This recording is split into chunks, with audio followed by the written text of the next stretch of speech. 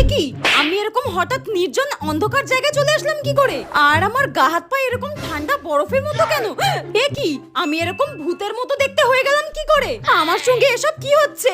এক মিনিট, আমি তো আমার বেস্ট ফ্রেন্ডের বয়ফ্রেন্ডের সঙ্গে ঘুরতে গিয়েছিলাম আর ও আমাকে কোল্ড ড্রিঙ্কস খেতে দিয়েছিল। তার মানে ওটা খেয়েই আমি মরে গিয়েছি? নিশ্চয়ই ওটার মধ্যে বিষ মেশানো ছিল।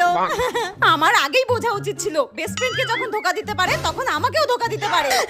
তার মানে আমি মরার পর এরকম ভূত হয়ে গেছি। কিন্তু আমি তো নিজেই ভূতে ভীষণ ভয় পাই।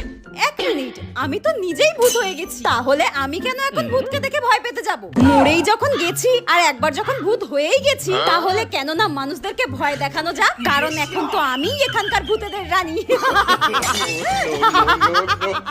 এই তোর আগে থেকে আমরা 100 বছর ধরে এই গাছে রয়েছি, আর তুই একদিন এসে আমাদের ভূতেদের রানী হবি? দেবদেবী সোজা তাল গাছে পাঠিয়ে। না না, আমি এখানেই